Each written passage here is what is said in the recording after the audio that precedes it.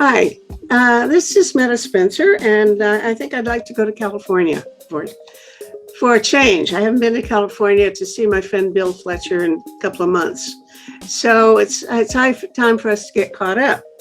Bill and his friend Craig Smith are the authors of a book called Reaching Net Zero, which came out about a year ago. And you can guess what it's about. It's about climate change. Over the last year, they've been out giving talks to people and so on. And I think by now he's probably ready to tell us what he would do if he was starting over. You know, if you were rewriting the book today, what would you say that's different? Thanks for having me back. I always enjoy these conversations.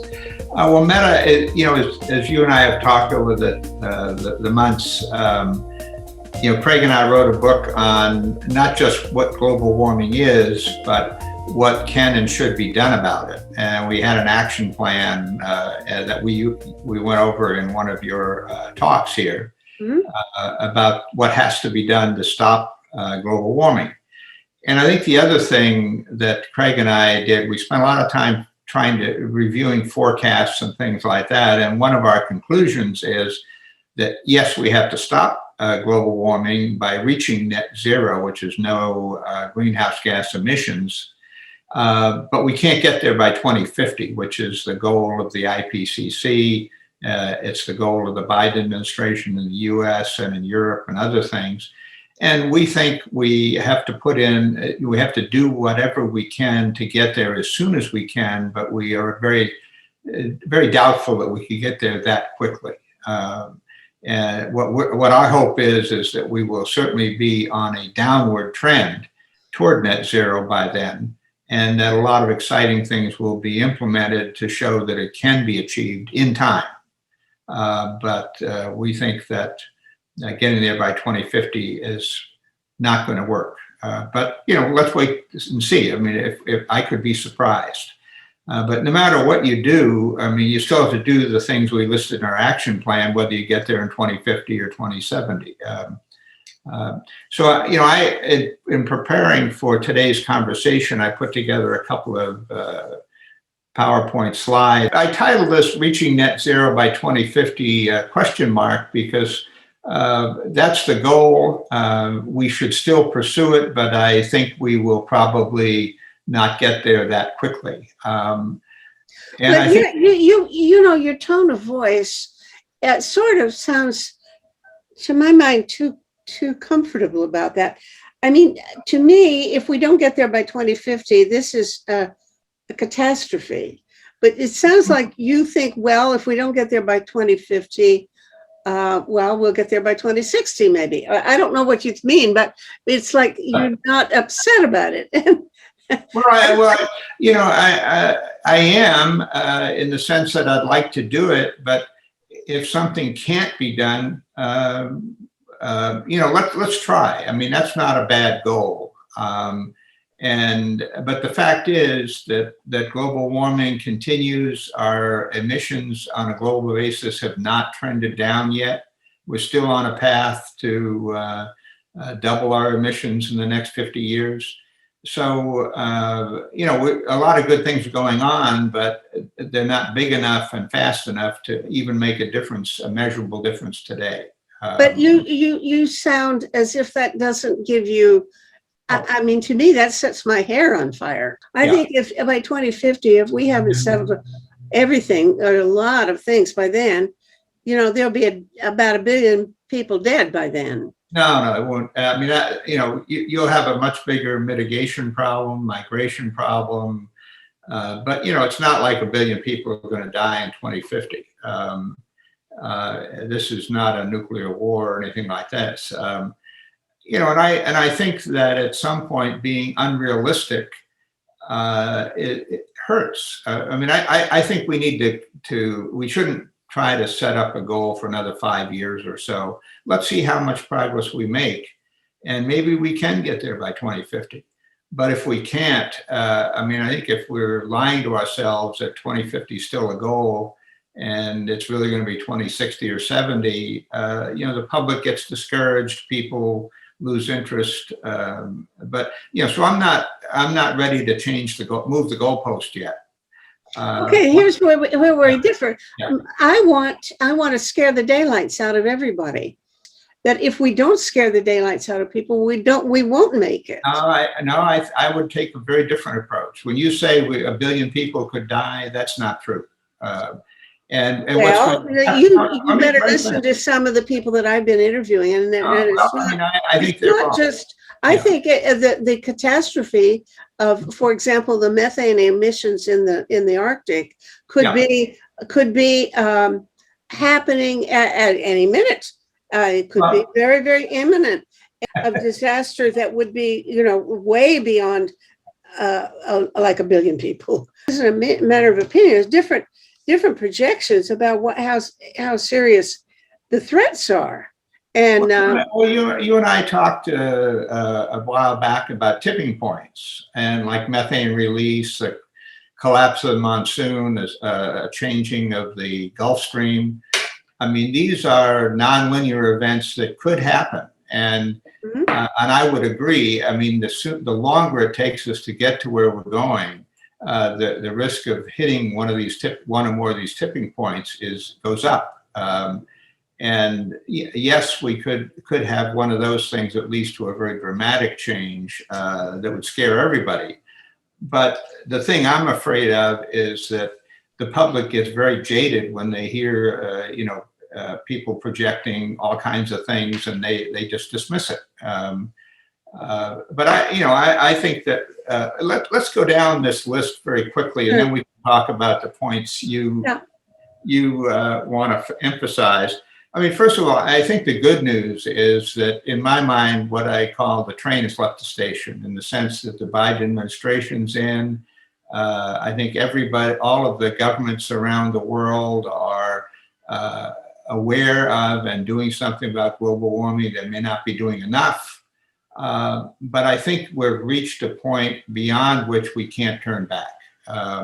If Donald Trump gets reelected, he won't be able to deny global warming and stop the train, in my mind. So in that sense, momentum is moving in the right direction. And things like the automobile companies are in a race to see who can develop electric vehicles the fastest.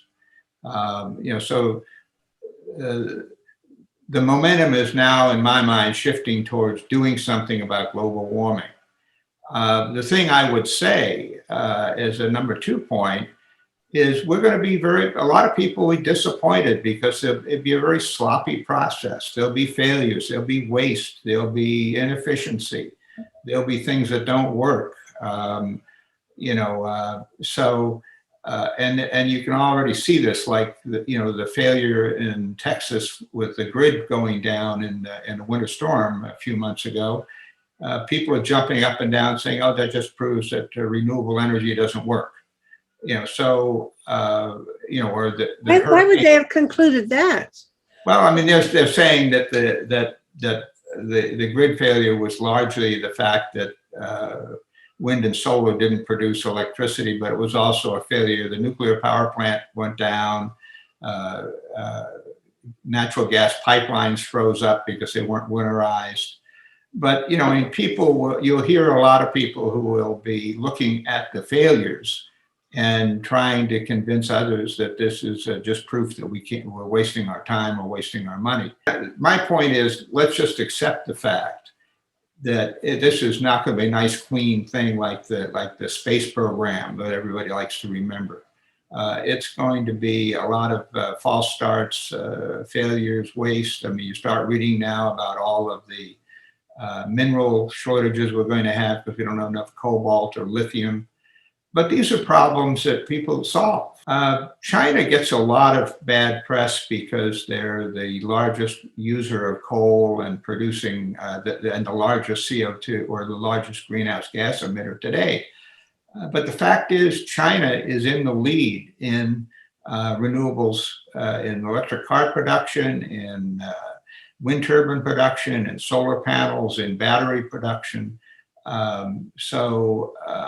I think the U.S. is behind, and I think we're starting to realize that. And if we want to buy all our solar panels from China over the next 30 years, just let's let present trends continue. Tell me about their batteries. I didn't know they were doing well.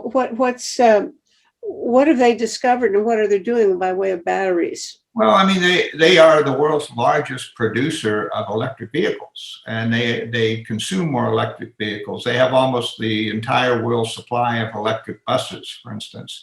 So China and they're revising their cities to accept electric vehicles. So China has been at this for a long time, and they have targeted, they have an industrial policy, and they've targeted certain industries for the future. And one of them is renewables. And I think they currently produce about 60 or 70% of the solar panels produced in the world. They're the world's largest producer of wind turbines. They produce more car batteries than anybody else. They dominate the supply chain for raw materials for battery production. They have almost cornered the market in lithium and cobalt, for instance. And there's economies of scale. I mean, this is an engineer, you know about these things. Is the more you produce, the smarter you get. And China is, I've got a slide I can show, is way ahead of us in implementing electric vehicles, wind turbines, solar farms, and other key technologies, and nuclear power. And they want to be the world leader in these industries because they think global warming's real, and these are growth opportunities. They haven't really solved the battery problem as well as they should. Are the Chinese, do they have better batteries so far? Are they making better ones than North American companies or European? Well, I mean, I think Tesla, for instance, is and Elon Musk, Tesla vehicles are bestsellers in China, of all things, but his biggest automobile plant is in Shanghai, not in the United States, because he's going after the Chinese market, which is smart. But the other thing people don't realize is they say, oh, batteries are a big problem. Batteries are lagging solar and wind, but there's dramatic changes in battery production today for two types of batteries, the ones you use in automobiles, and also the what they call utility scale batteries, big batteries that are not mobile, so they don't have the weight problems that you need to solve with lithium ion batteries, and that it can be used to store hours and days worth of electricity for a utility company, which is very key to making renewables work in an electric grid. And so the projection is that today, a battery for an electric car may cost, let's say, $13,000. It's the biggest single cost of an electric vehicle. But they're saying that by 2025 or so, that the battery costs will go way down because of the economies of scale that are being produced in huge quantities in big factories, and people are getting smarter. And this is based on lithium-ion batteries, and so they're saying that at some point, in the next 5 or so years, maybe it's a little longer, there'll be no cost penalty to buying an electric vehicle. And there are new technologies that are being pursued, alternatives to lithium, and then lithium batteries. One of their problems is they have a liquid electrolyte that is flammable. So you read about these fires of lithium-ion batteries where the battery fails or short circuits or overheats and catches on fire. They're looking at solid-state batteries where they use basically a plastic film instead of the electrolyte. So there's a lot of things that's not fully exposed to the public, with dramatic changes in the cost and performance of batteries. What are the alternatives to lithium? Well, I mean, I read something about, let's see, what was that? I think it was an aluminum battery, replacing. There's some advantages to that because aluminum has more electrons per atom or something like that. But, let's just say that a lot of people and a lot of money and a lot of smart people are trying to come up with better alternatives. And there's two problems. One is to perfect the lithium ion battery, and the other one is to come up with a better battery. And so there's a race on, and this is good. It's competition. So batteries, in my mind, I mean, and companies like Volkswagen, they're betting something like $80 billion on electric vehicles. GM's up their investment to 35 billion. Ford is 25. These companies wouldn't be putting up that kind of money if they didn't feel that if they thought that the battery is going to be a permanent disadvantage for electric vehicles. And then other people will say, oh, we got to recycle all these batteries. There'll be a huge pollution problem. Well, we have a pollution problem today with tires and old cars and everything else. But the thing is, with batteries, you don't destroy the lithium and the cobalt and the other materials in the battery. They're not consumed they're not burned up like fossil fuels. And so they can be recycled.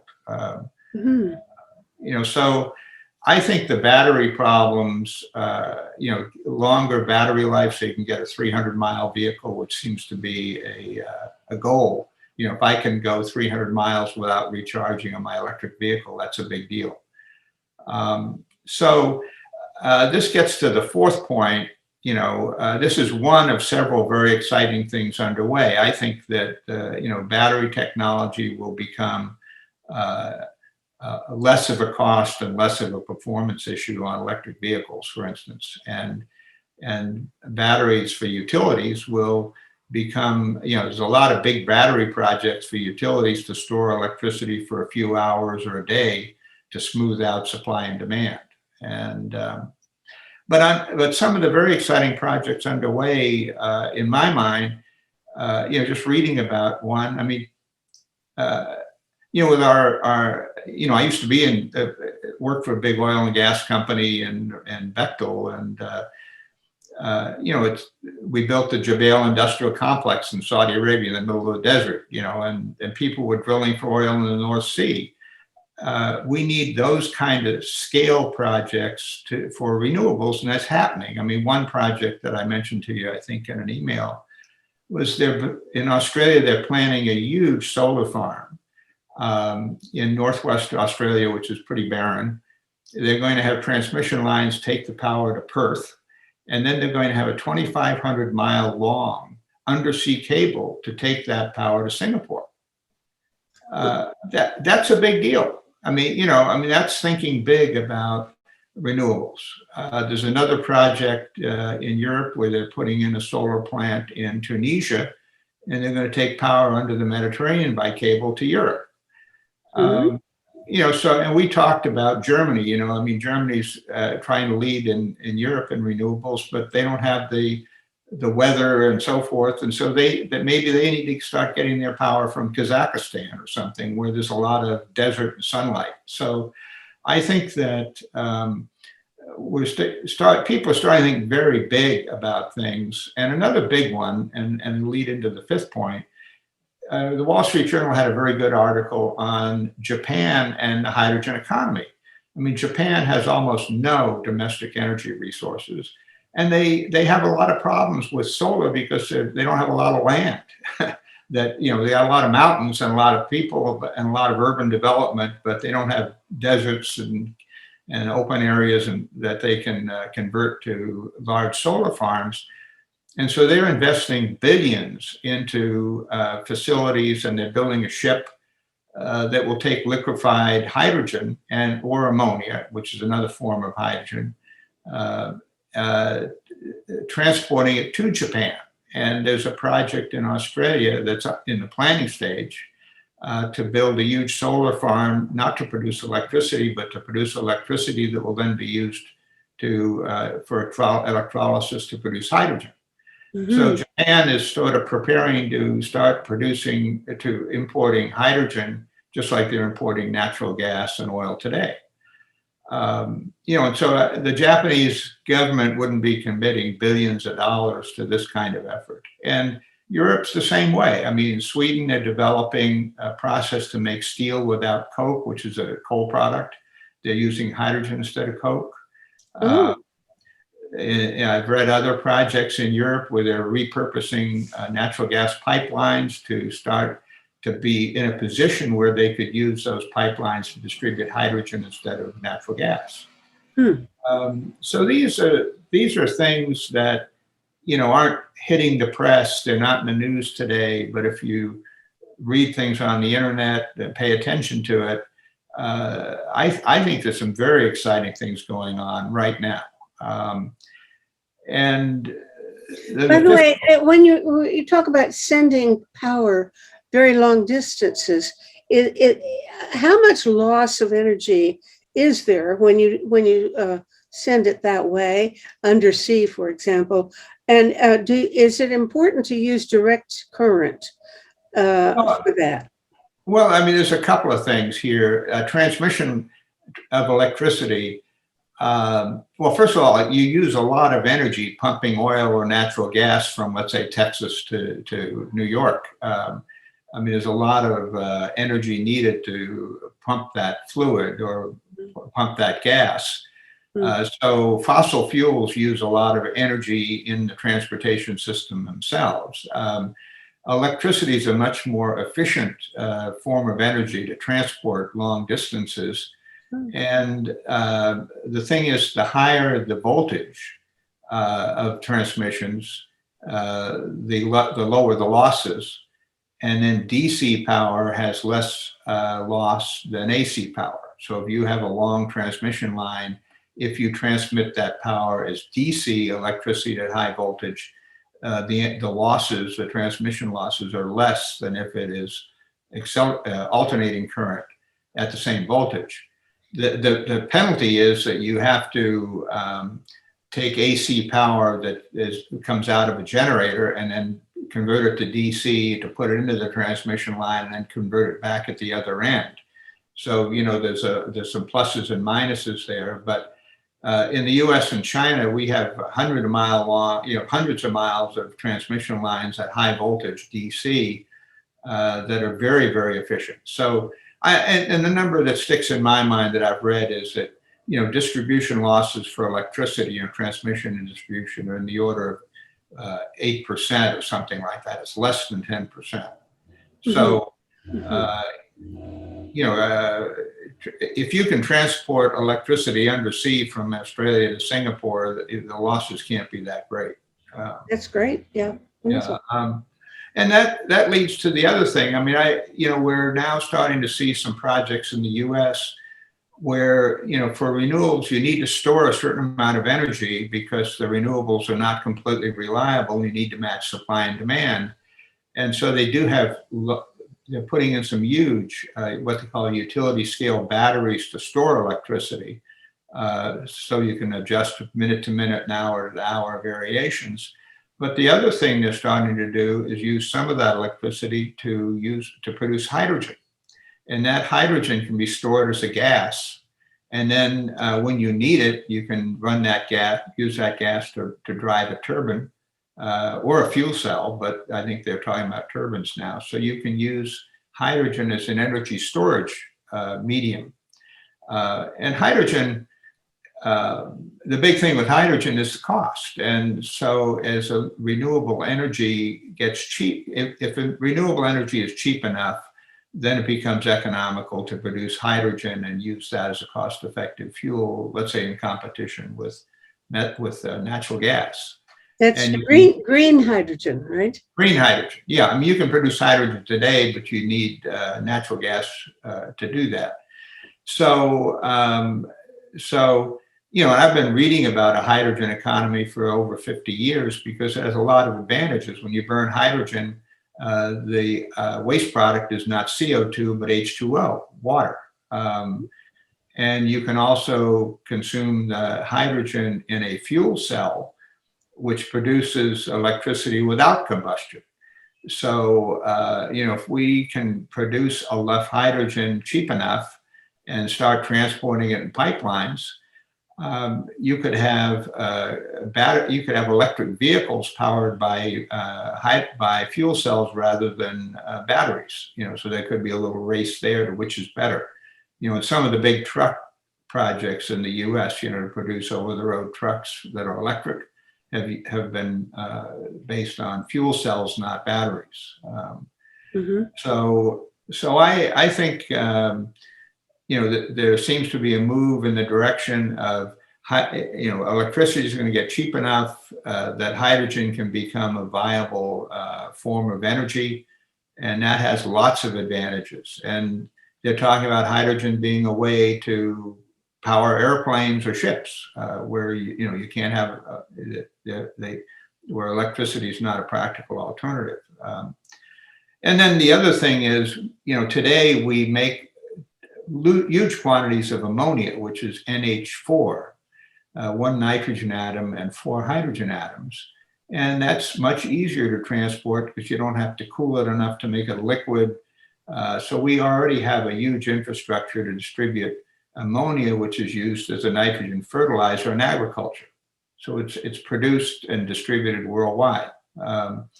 And so, a viable alternative is also to distribute hydrogen in the form of ammonia, not just hydrogen gas. Oh, because it's more convenient to transport. Is that the idea? Well, it's more convenient, and you already know how to do it. You don't have to. I mean, if you wanted to liquefy hydrogen, I don't know the exact temperature, but it's got to be very, very cold or under very high pressures. But if it's in the form of ammonia, NH4, you don't have to cool it that much. You can compress it more easily, and you can and today we already transport it around the world in tanks and in pipelines. So we know how to handle ammonia very well, and you can even burn ammonia as a fuel. The disadvantage there, from what I understand, is that the nitrogen goes through the combustion process and becomes a nitrous oxide, which is a pollutant. But you could perhaps strip the hydrogen and use it in a fuel cell and let the nitrogen go back into the atmosphere, because the atmosphere is already about 75% nitrogen. So it has. I know a guy who has for years been arguing that we ought to have cars run on ammonia. In fact, he made a car and he drove it across Canada, but everybody who knows him says, I wouldn't get in that car with you because it could blow up or something. Could blow up, yeah. So maybe he's not completely, I don't know. Well, let me go on to the next bullet, which I think gets to the point you and I were talking about at the very beginning. I don't think the public's on board yet. I mean, people are increasingly aware of global warming, but if you told people that we needed a carbon tax and that would add 50 cents a gallon to the price of gasoline, there'd be a revolution. And I don't think the public, they're aware of it, but people I know, it doesn't hurt them. I mean, it's just something they read about. They don't experience it. And well, the Canadians are a little bit ahead of Americans on that, I would say, because we do have some carbon tax, I suppose. Yeah. And the Supreme Court has just said, yes, the federal government can demand it, require it. So yeah, I think that's progress. California, I think, is teaming with Canada on that. But I mean, I think that and this gets back to the issue, of the tipping points. I mean, do we need a Pearl Harbor or a 9/11 kind of event from a global warming perspective to get the public to wake up and support this? Or will they just come along as politicians and businesses are moving in the right direction? But I think we're seeing that in California, we have bold plans, but we do a terrible job on implementing those plans, with our bullet train and things like that. And and there's already starting to see a lot of opposition to transmission lines, not in my backyard. You can't build a solar farm there because of this turtle or this lizard. Well, but California has the wildfires. Now that if anything would wake people up, you'd think having a wildfire coming at you would do it. Yeah. And yet it doesn't seem to. Yesterday, I made a talk show that I labeled last night. The title is "Please Frighten Us All!" Exclamation point. That's the title of the thing, because we had this conversation yesterday about whether or not we really need to have people get emotional. And I think that's the thing. We have to get people really emotional, because otherwise they treat this as just another, word magic kind of game where I don't think people take it seriously, but they have to become aware that, doom is coming. It's serious. Well, I mean, I think there's two, maybe we don't need a wake up call. Maybe as we make progress, the public will say, gee, this is impressive. This is good. It's not hurting me at all. Maybe I have to pay a little more for gasoline. Or gee, these electric vehicles are great. We have something like, I don't know, 40 or more electric vehicles will be introduced to the market over the next 5 or 6 years. So, I have a hybrid vehicle, but I'm not buying an electric vehicle today. But I may in 5 years say, hey, I'd rather have my friends that drive Teslas. And that's the sort of the big thing to have here. And all the others are around. They love them.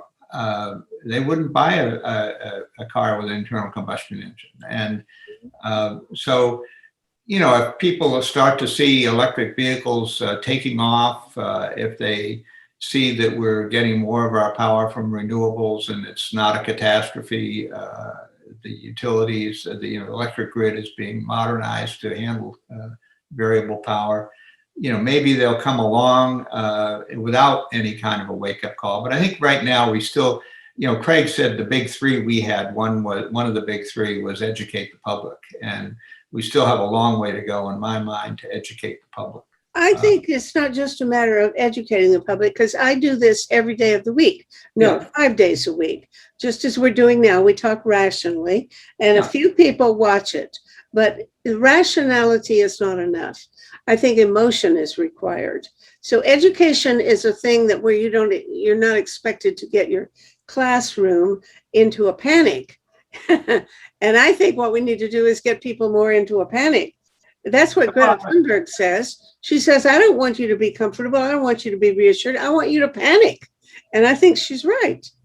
Well, I mean, I would argue that too. And I would argue that the longer we continue with what we're doing, we can approach a tipping point that we couldn't reverse after we trip it. But I also would say, hey, putting up scary numbers that are easily rebutted, in my mind, just sort of adds to the public skepticism of the whole thing. And so, but anyway, I think educating the public, we still have a long way to go. But I think the public's aware of the issue. And I think maybe, the Biden administration, they've only been in office a short time. Maybe we'll get ahead of steam and everybody will start to get behind this. But I think the big thing, the next bullet, California and the US have major implementation problems in my mind. California has big objectives, but the thing I look at is, can we actually pull it off? And I'm very skeptical. Our wildfires have a lot to do with transmission lines failing. One of the big fires that wiped out Paradise, it was a 100-year-old transmission line that was poorly maintained, it caused the fire. And our bullet train was still struggling, since 2008, and we haven't gotten a single mile of usable track. And it's just a total fiasco. So sad. It's just a legal problem, isn't it? That you can't. No. Let me tell you what the problem is. Eminent domain to force people to sell their property, their rights to you, or no? Well, the problem with it, here we are 7 years after we started construction, and we still haven't gotten the total right of way, which is the state's responsibility. Well, So that's what I mean. Why Yeah. not? Can't you just, say, well, here's how much you were going to pay for your land. Take it, no, not take it or leave it. You take it because you got nothing else. Then you get environmental groups in concern, you get lawyers involved, you get lawsuits. I mean, and that's what I wrote an op-ed that nobody published, but California, I mean, if we talk about what California has to do to go renewables, we need to more than double our electricity production. And I've got a slide I'll show you, and produce all of that with renewable energy, solar and wind. And that's not hard to do in California. We've got over 1,000 miles of windy coastline. We've got thousands of square miles of desert or marginal agricultural land, old oil fields that could be dedicated to solar and wind. But we need a master plan, and we say, here's where we're going to put it. Because the other thing that's good, you don't want to put your solar farm or your wind farm in downtown LA, but you got to get a transmission line to get the power there. And there's a lot of opposition to transmission lines, and nobody wants to see a wind turbine from their window.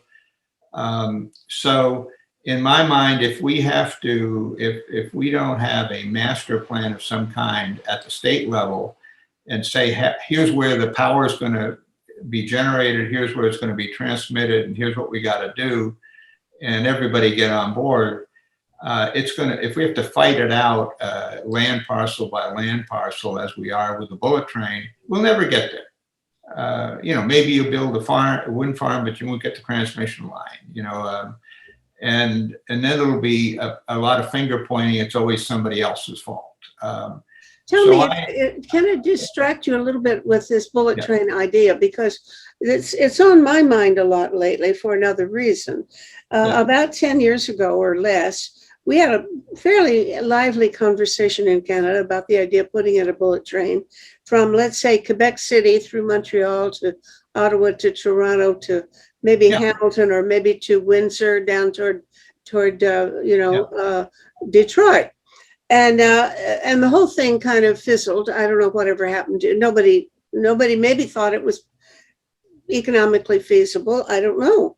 But at any rate, nothing has come of it. But I'm concerned because there is a company called General Dynamics, which is based in London, Ontario, which is about halfway between here and Windsor or Detroit.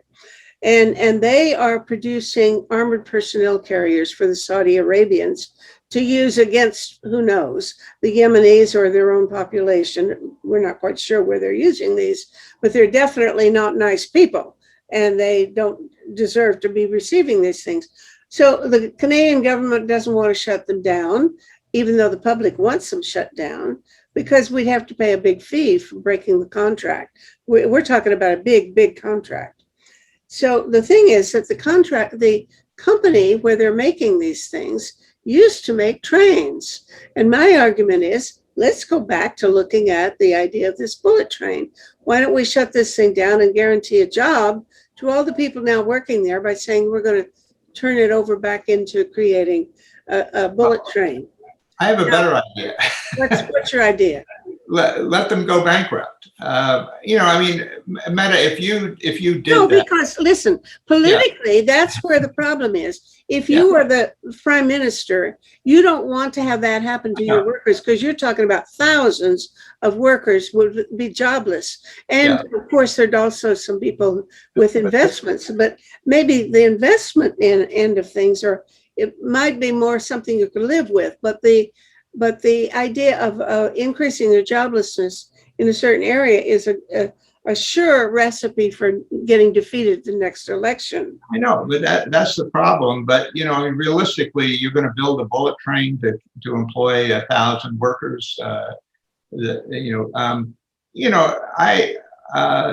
If you work the math, you'd say, hey, it's going to cost us $50-75 billion, maybe more, to build this train.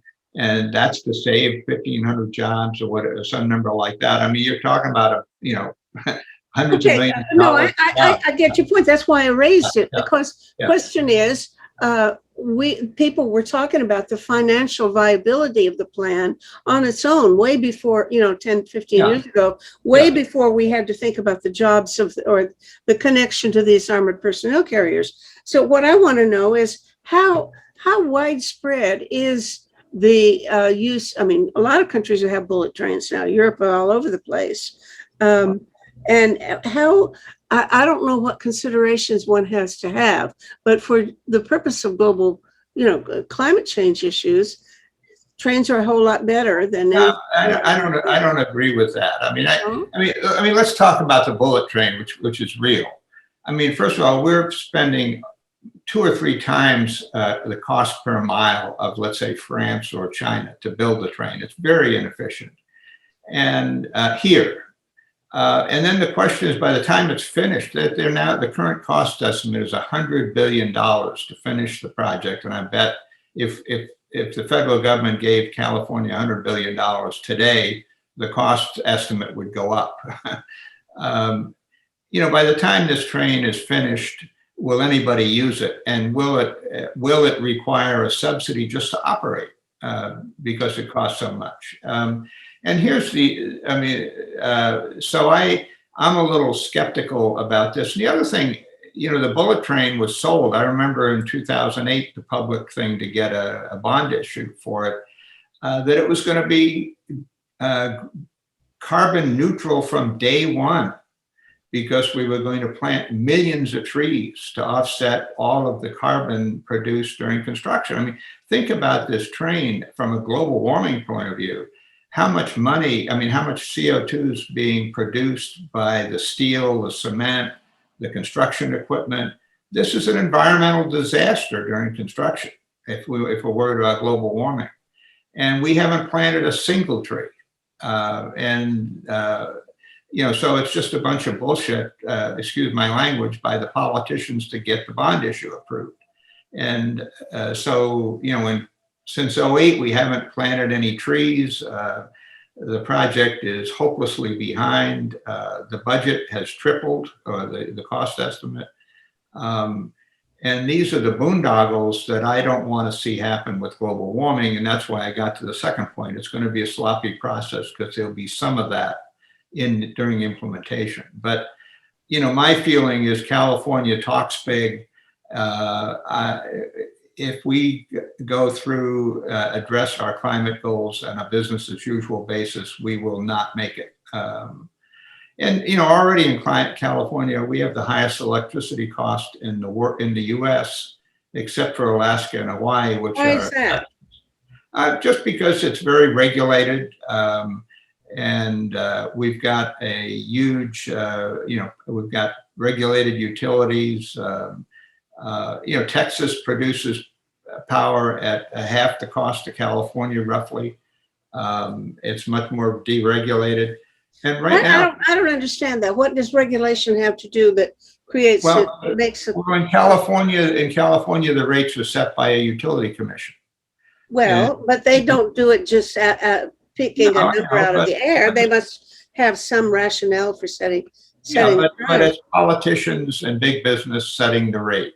In Texas, it's based on competition, and in other parts of the country, they can produce power for a lot less. We're supposed to be, we are a state that is very heavily endowed. And why, if our electricity costs go up rather than down as we go green, that's going to slow the transition to renewables. I just don't see why regulation inherently should make it more expensive. I think that if it's possible, in some cases, regulation's the only way. But by far, giving people choice and competition is by far the best way to get the cheapest solution. So how could you do that in California? Create a we could deregulate electricity. Huh? We could but we're missing the big point is that California, in the studies I've looked at, we have to set aside something like 600 or more square miles. Think about that. That's a big area. for solar, wind, and transmission lines. Now, does the state have 600 square miles that we set aside? Absolutely. But if we have to do it on a parcel by parcel basis, it'll take us forever. So I don't want to spend too much time on that point, but I'm just saying that, California, in my mind, is supposedly way ahead of others in the US on going green. And I think we haven't really done what we have to do yet. And I'm skeptical that we'll be able to accomplish it based on some prior examples. Can we move on? I mean, Yeah. so I don't want to spend too much time. Mm-hmm. And I'll just cover the other points very quickly. It gets back to the point we're talking about. Energy costs are going to be a major force for change. If we want people to stop using natural gas, for instance, then electricity has to be cheaper, competitive. I mean, I replaced my gas furnace 6 or 8 months ago with a heat pump because it's going in the right direction. It's more expensive for me to heat my house with a heat pump than it was with gas, because gas is much cheaper. And Is it subsidized? yeah, you could I say mean, that's the thing. If you Yeah. keep subsidizing fossil fuels, yeah, but no, let me give you complete the argument here. I mean, if I was paying the same price of electricity as Texas was, or just the national average, it would probably be competitive.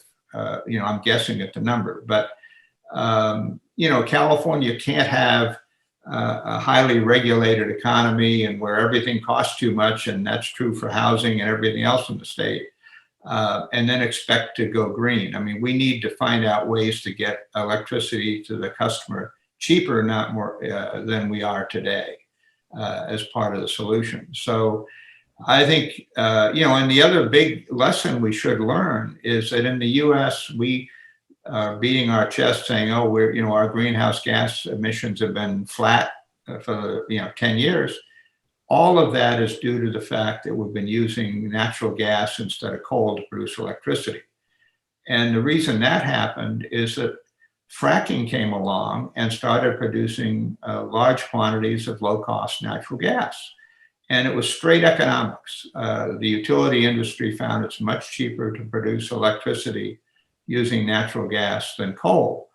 And it wasn't government regulations or going green or anything else.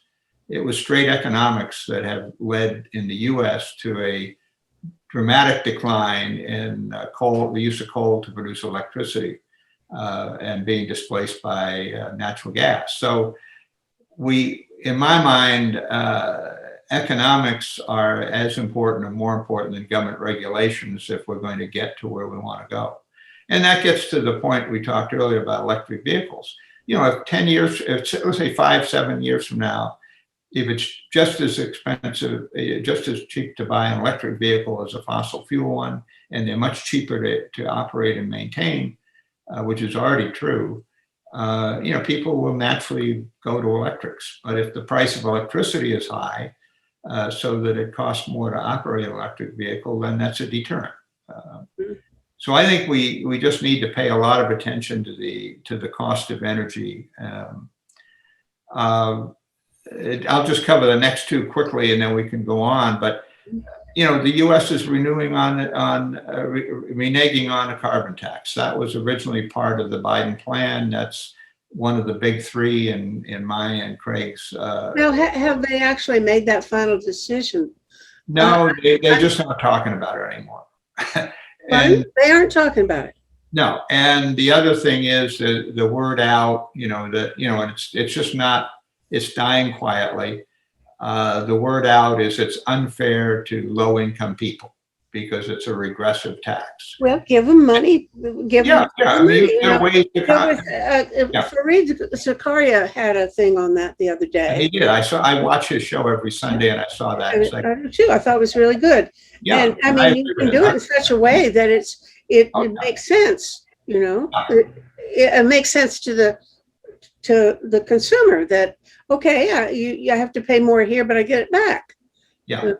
Mhm. And I think, and I agree with him and with and economists in general. I think the single biggest thing we could do to go green is to have a genuine carbon tax, not some complicated cap and trade thing like we have in California that doesn't work and is so complicated it gets gamed by special interests. We need a simple carbon tax applied at the wellhead or the mine. You Right. just tax carbon, period, and at the source, and everybody pays the price. And then you have to have a border adjustment tax so that if we have a carbon tax and China does not, for instance, that gets factored in. But you know, I think the biggest single thing we could do to go green is to have a U.S. carbon tax, and you have to start off small. If you start off big, you know, it would be too crippling to the economy. But you need to start off small and then increase it every year. And you could also, it's also going to be a great source of funds to support the government programs on green energy. You know, Craig and I, our estimate is $40 carbon tax would be a ton, would produce maybe $250 billion a year, and that would increase as the tax went up. So I'm very disappointed that we're not talking about a carbon tax anymore. And we don't think of it as a tax. We say it's a fee for dumping carbon dioxide and other pollutants into the atmosphere. It just shouldn't be free. You know what, Bill, I think it's been 20 years now since I made a PowerPoint slide presentation, and I went around to churches all over Toronto giving talks using my PowerPoint thing. Yeah. You know, the point of the show, it was to say that we need to have a carbon tax. Right. Yeah. I mean, everybody know. I mean, you know, even the utility. I mean, even the industry, the fossil fuel industry is saying we need a carbon fee.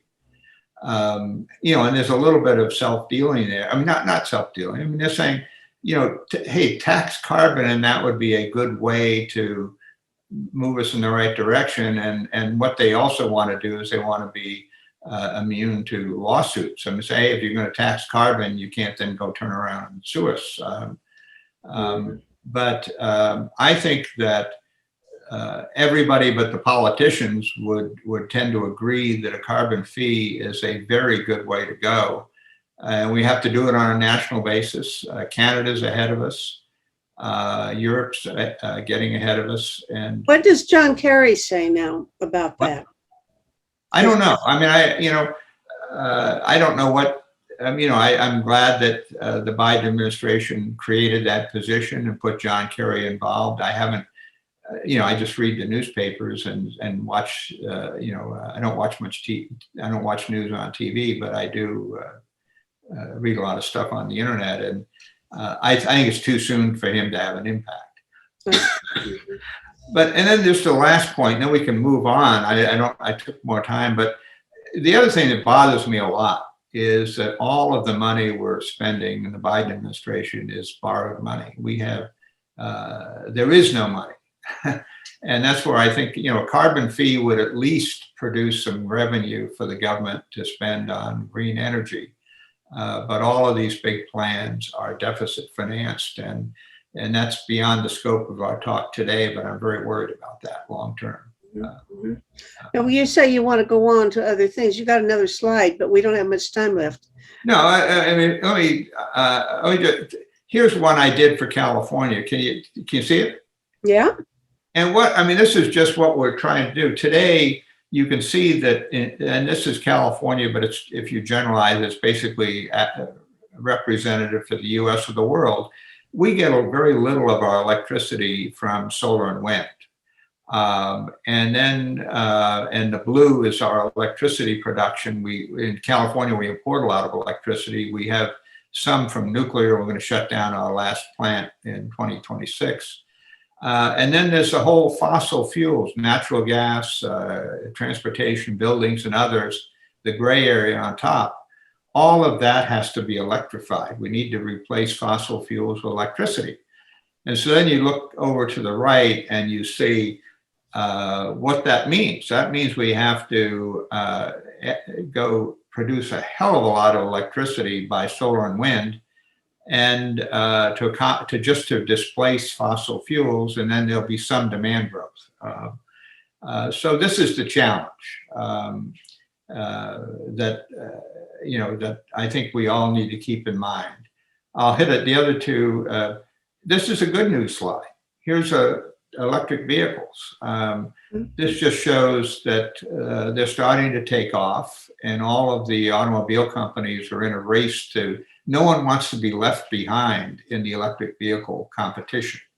Ford Motor Company doesn't have competitive electric vehicles by the time Volkswagen and GM have many models in the market. Ford will go out of business, and they all know it. Mm-hmm. And what we see here is that Europe is really taken off, but China is still the big dog in electric vehicles, and the U.S. is behind. I mean, if you look at the chart on the right here, you can see that the U.S.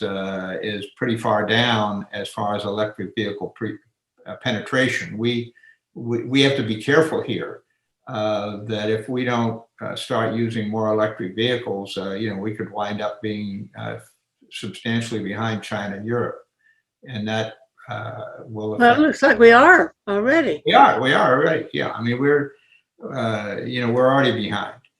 And here's the last slide I was going to suggest we look at, and this is the latest data or recent data. Let's say the top 10 countries.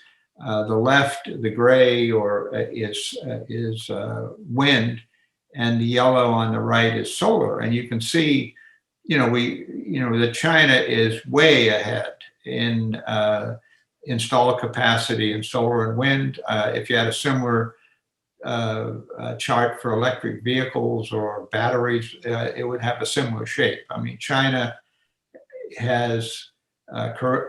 In my mind, correctly said, hey, renewable energy is a big deal, and it's a growth industry, and we want to dominate that industry in the future. And they're ahead. They're implementing that plan, and we need to be. Well, good for them and bad for us. Let's hurry up. Yeah, and yes, China still has to use a lot of coal to produce the electricity they need. They have a huge pollution problem, all of that. So there's some negatives there, but they are implementing ahead of us. Mm-hmm. So I can just get rid of that right now. But that's what I wanted to cover. I hope that covers. It does. It does tell me kind of more like the state of the world as of June 2021, the state of the energy and climate situation, and it's daunting, frankly.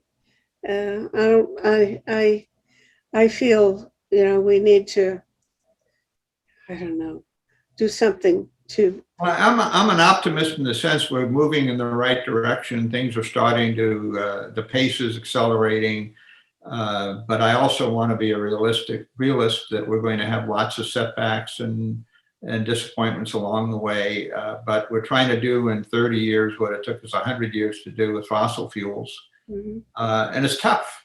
Yeah. And let's you and I hope that we don't run into a tipping point before we get there.